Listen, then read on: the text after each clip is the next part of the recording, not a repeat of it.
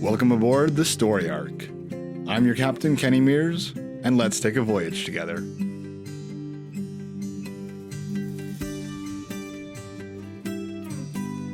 For most of us, life is no easy voyage.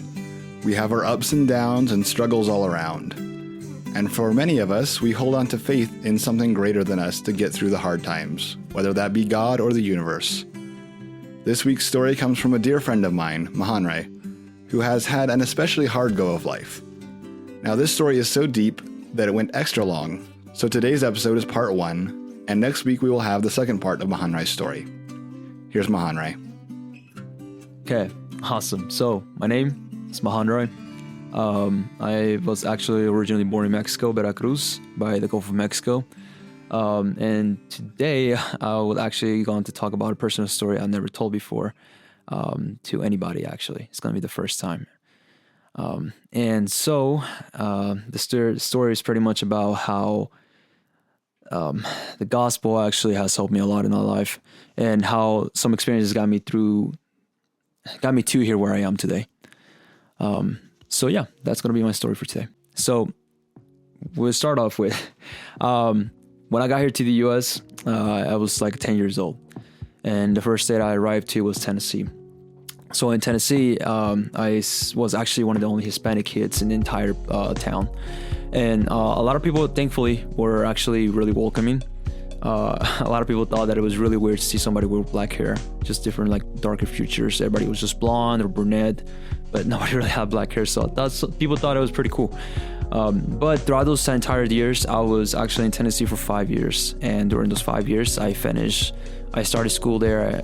It was in 5th grade, and then finished school there in 8th.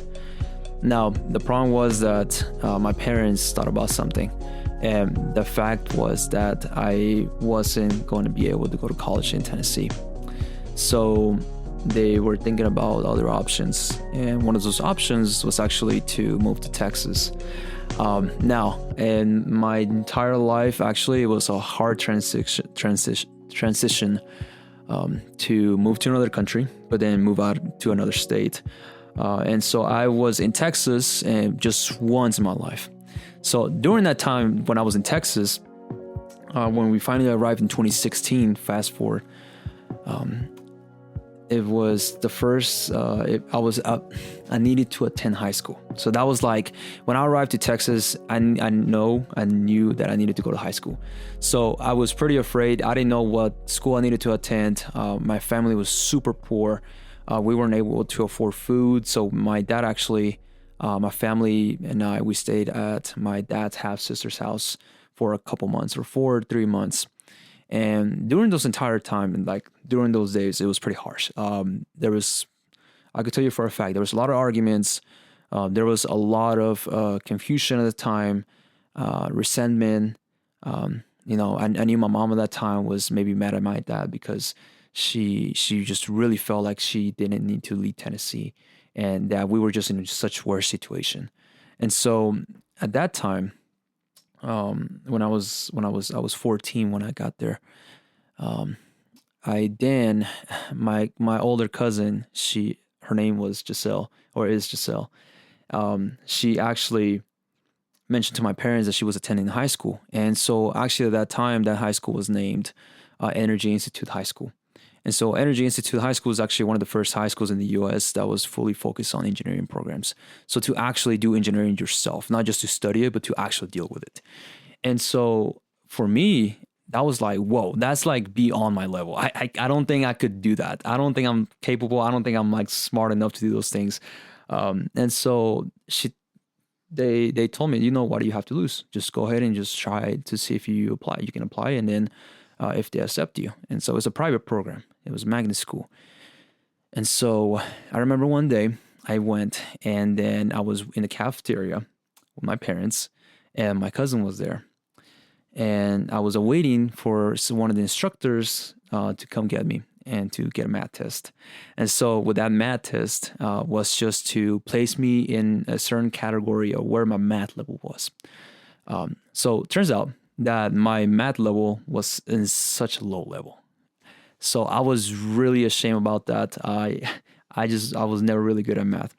Now, when when that happened, they were pretty much making a gambling of names. So they gambled the names, and they were just gonna pick like a couple people to get into the magnet school. And so turns out that a couple days later, they told me that I was finally accepted into the program. Now, till this day, I do believe that that was a miracle, because there was almost no possible way for me to get into that program. Now, since I didn't knew anybody in Texas, Texas was still a super new place to me, a whole new world. It was a bigger city. It was a whole different culture, a whole different culture of people and the type of people I had to deal with. And during that time, the first couple of days I started to attend high school. It was so different. Everything was just so different. Everybody, I guess also it was a little more ghetto. So it was definitely a lot different from Tennessee, small country town. But when I did my first year, I actually ended up failing that program. And so since I ended up failing that program, I was actually ended up getting kicked out of the program. And so the last day I just got on the bus and I just went home, and I got home and I told my parents, look, I failed the program. I just can't pass. I don't know what to tell you, but I'm dropping out of high school. I don't know what to tell you. I'm going to turn 15. I'm already about to turn 15. I don't know what to do. But I understand if you want to kick me out of the house. It is what it is. So that was like a situation where I was in at that time when I was 15. And yeah, no, I actually took a whole year off. I didn't go to school. I was like completely set. I was like, I'm not going back to high school. I just don't think I can do school. So during that time, I started to then get into more hobbies. During that time I was out of high school, and that was like making music, I guess reading a little more, and actually just writing songs, something new to me. And so that really inspired me, because Houston has such a big music culture. Everything is like such a big culture about music, hip hop, rap. So that really caught my attention at that time. So I started to get involved with that. So I started to meet people that would make music. Some of the friends that I met made music. They were into that stuff. So I really got really intrigued about it. But the time that I was still 15, I actually received a letter. And in that letter, I remember getting the mail. And I remember the letter say HCC. So HCC stands for Houston Community College.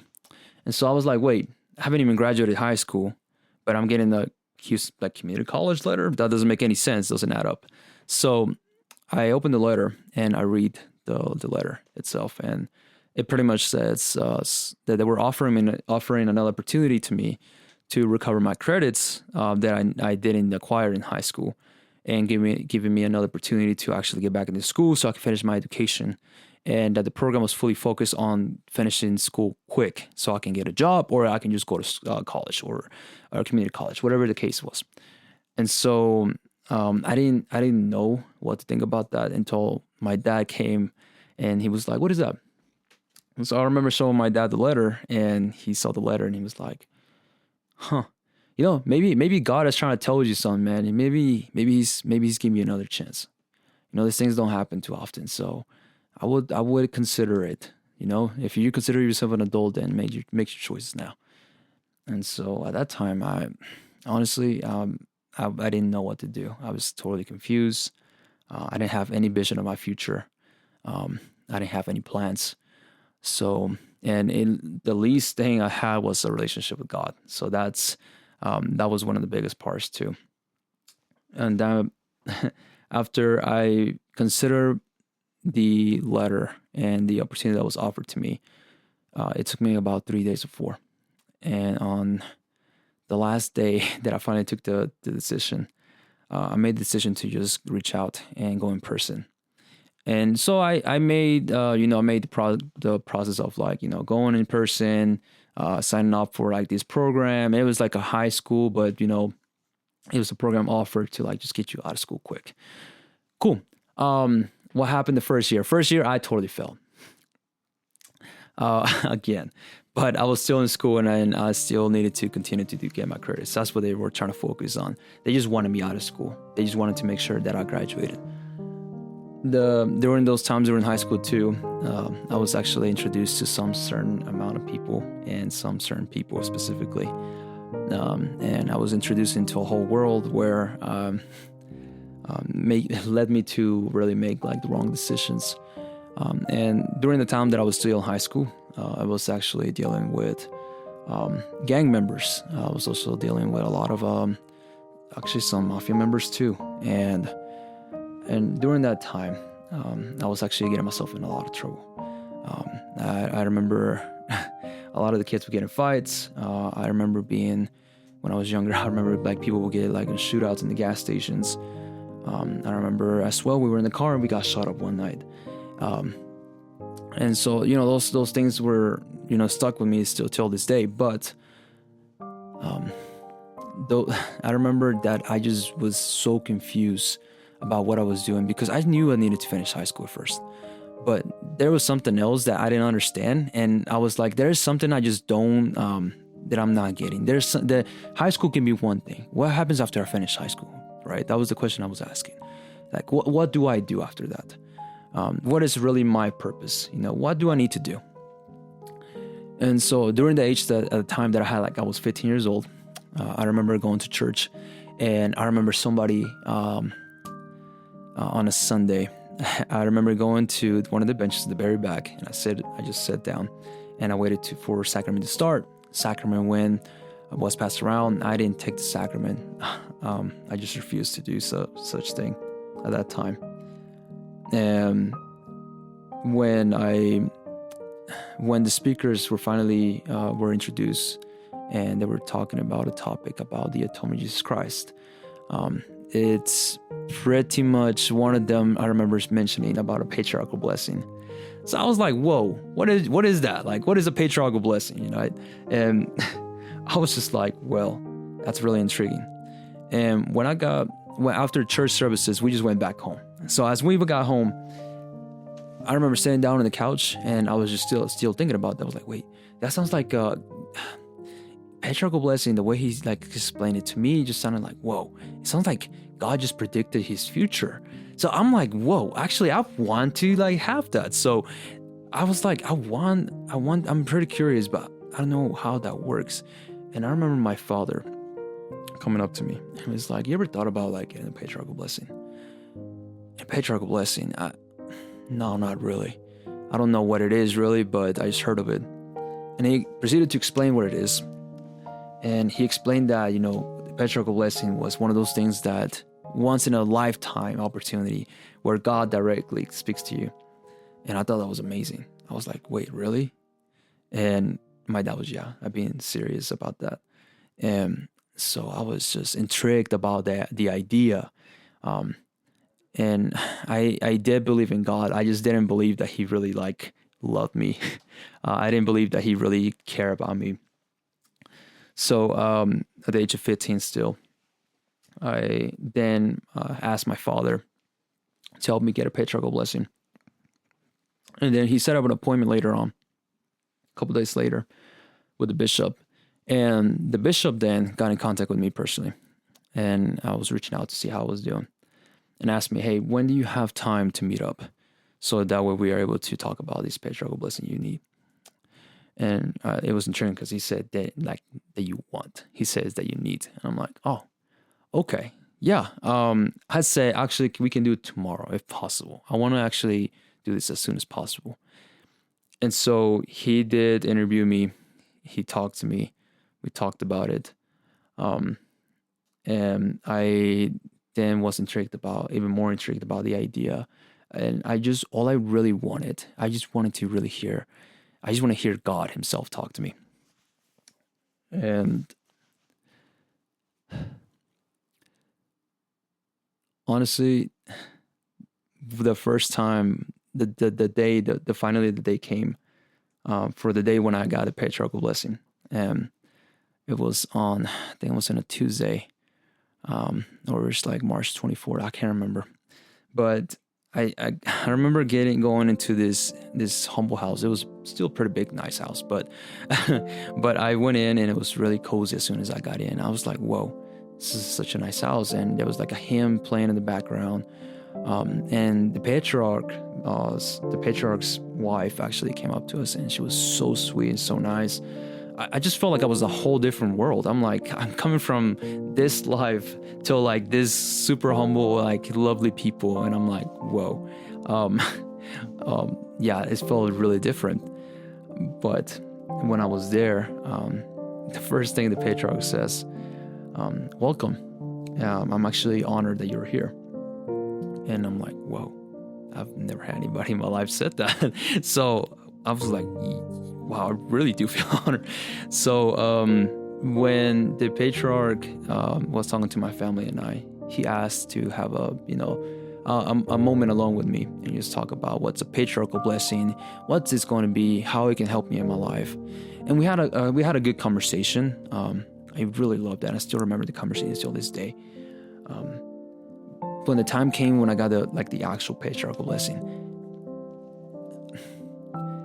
I kid you not, that was the first time I actually ever realized that there was actually a lot more to life than the things that I was thinking about. There was a lot more blessings that were coming my way that I didn't realize about. And when I heard like the words that was said in that patriarchal blessing, I realized that I was being a very ungrateful. I was a very ungrateful being. I felt so little. I felt so small. I felt so unworthy. But at the same time, I had this sensation of love and peace and comfort. And I had like the sensation that everything will be okay. And after that event happened, actually, I continued with my education in high school, but I was still struggling with one thing, and that was passing school. And I really was like, God, if these things are true, you're telling me I'm gonna graduate. I have to graduate. So how am I supposed to graduate when I'm not even smart enough or intelligent enough to do these things? And like I'm dealing with some other things in my personal life that I understand maybe they're not the best, but I'm doing my very best to do what I can. And so when I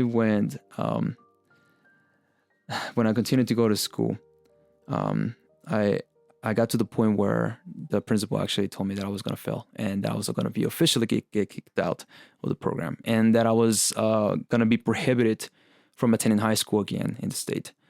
And so when she told me that, I got pretty scared, because if that was the case, then I was like, I'm done for. I'm getting no high school diploma or GED.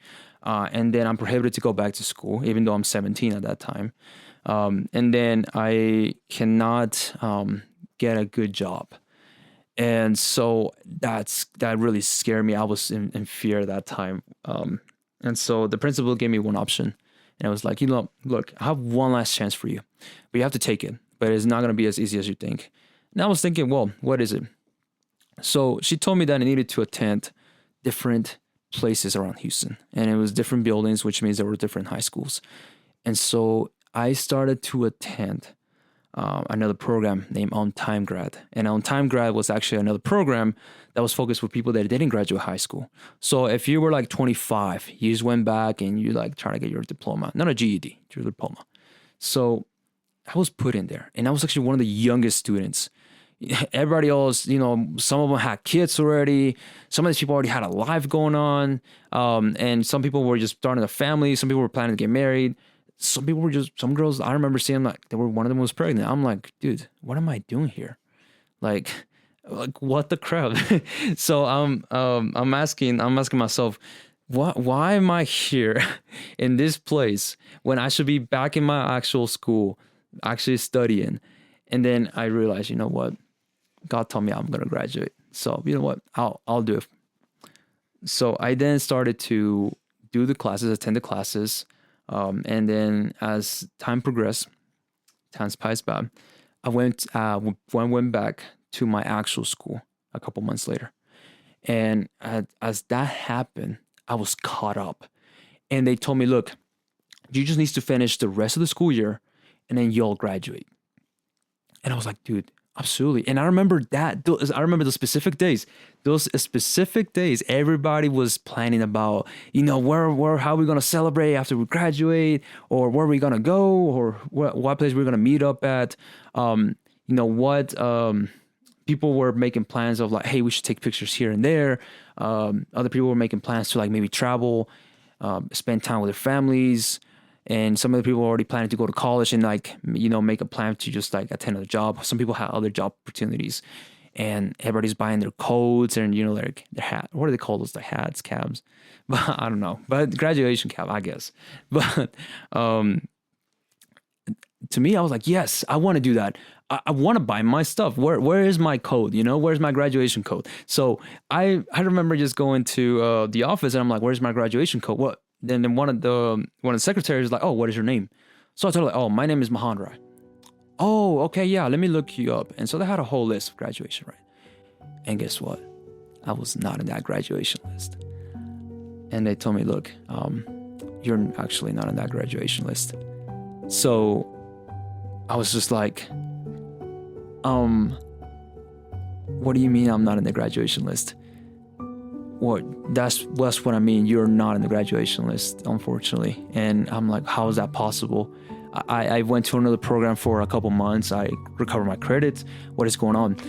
It turns out that I was not caught up completely. I was actually about, I was 19 credits in out of 24 or 22.5. And 22.5 was like the very minimum so you can get out of like school. Like 24 was like average, right? And so I was just like, are you kidding me? That's what they're like, well, first of all, you're not passing classes. That's what we look in the system. And you're failing like a couple classes right now, and you're supposed to finish them off. You're supposed to pass them. And if you pass those classes that you're in right now, then yeah, you're able to get your credits. But if you don't, then there's no graduation for you. It's just pretty clear. It's pretty straightforward. And so I remember I go back home, and dude, I kid you not, I was so mad. I was not even sad. I was mad. I was mad about the fact they told me, you can't graduate. You can't get your code. I'm like, why? I worked so hard for this.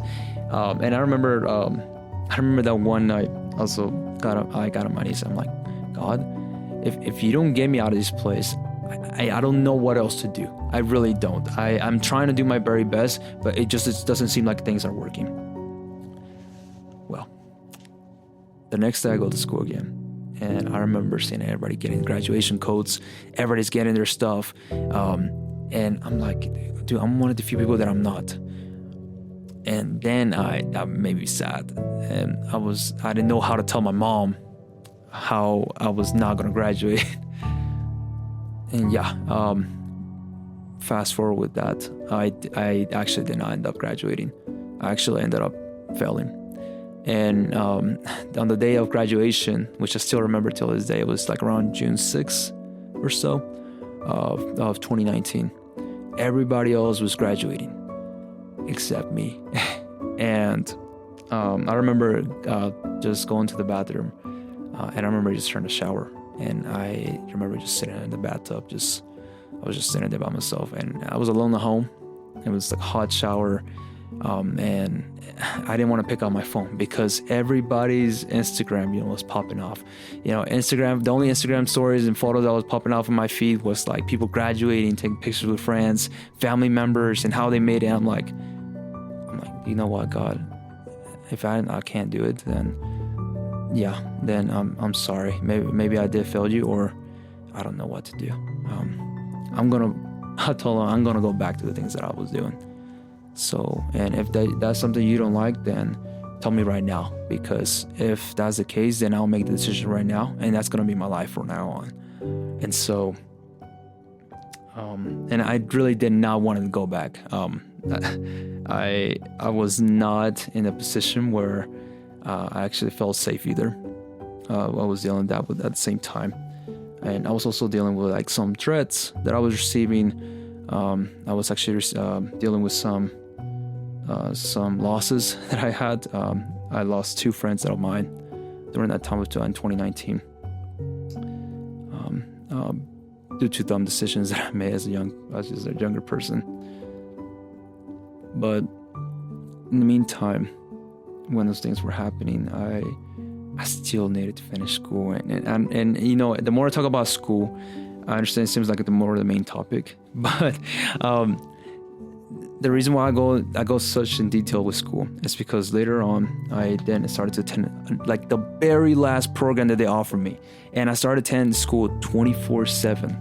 I'm being dead serious. I was attending school from Sunday to like Sunday, and it was like from like 8 hours straight. And I needed to do attendance, catch up with attendance, work, and like credits, and I don't know what else. And so I did my very best. Cool. I graduated in August 13th, 2019. Finally. I'd like to thank Mahonri for his story up to this point. To hear the rest of his story, be sure to tune in to part 2 next week. This story arc is a production of Food for Thought Audio. This episode was written, produced, and edited by me, Kenny Mears. We'd like to thank today's storyteller Mahonri for sharing his story. Be sure to follow us on Facebook, YouTube, or Instagram, or wherever you listen to podcasts for more content. And until next time, thanks for listening.